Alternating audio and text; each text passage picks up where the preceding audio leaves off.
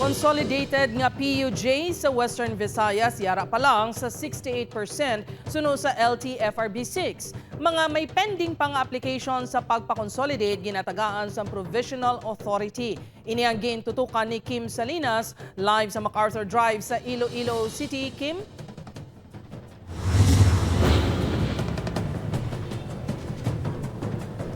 Jert, matapos ang pila ka extension sang consolidation sang traditional jeepney sa pungsod sang December 31 nga deadline diri sa rehiyon sa East masobra 5,000 o kon 68% sa mga PUJs ang nagpa-consolidate sa mga kooperatiba. Disyembre 31, 2023, sang nagtakop ang consolidation sang public utility jeepney sa pungsod. Sa datos ng Land Transportation Franchising and Regulatory Board 6, 68% o kon 5,778 units ang nakonsolidate sa rehiyon. Pinakamataas diri ang probinsya sang Iloilo nga may 97% o kon 1,911 ka mga PUJ. Ginasundan sa Gimaras nga may 94% o kon 158 ka units kag Antique nga may 361 ka units o kon 93%. Talalupang doon sa gihapon nga manabo ang numero sa mga PUJ nga nagpa-consolidate sa Negros Occidental.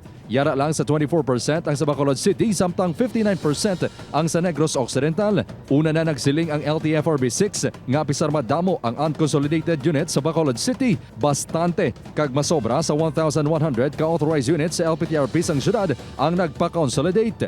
Sa 68% kinagpa-consolidate, pila diri suno sa LTFRB-6 ang pending pa ang application.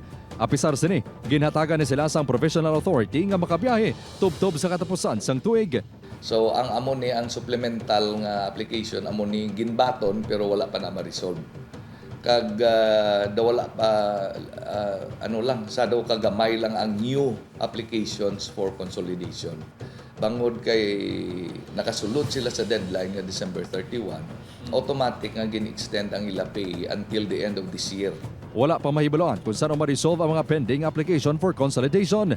Samtang ginaproseso naman sang ahensya ang pagkumpleto sa mga unit sa ginaward nga ruta sa pagpatuman sang LPTRP sa syudad sang Iloilo. Ang mga awardee co-op sa mga nagakalain nga routes will now be obliged to complete the units for the routes that were awarded to them. Ini paagi sa pag-deploy sang modernized jeeps kung may ara sila, kag ang kulang sina i-deployan nila sang traditional jeeps nga na-consolidate sa ila co-op. Suno sa Iloilo City Alliance Operators and Drivers Transport Cooperative, sa 11 ka mga ginaward nga ruta sa syudad, 15% na lang ang wala pa makompleto. Sa Mohon Terminal, ang mga drivers nga may biyahe Villa Mohon via Infante nagareklamo sa nasambit nga transfer plan. Salpa kami sa ibang nga ruta. Hindi man tani kami pasugot na kay siyempre original nga ruta naman mo Mohon. Yaling kami sa ibang nga ruta na. Hindi man naman ko sa ulo tong ruta to. Ang jeep na Baluarte, yung pabiyahe dyan sa Mohon, ano klaseng franchise sila, Baluarte, ang biyahe nila, Villa Mohon. Sakto na.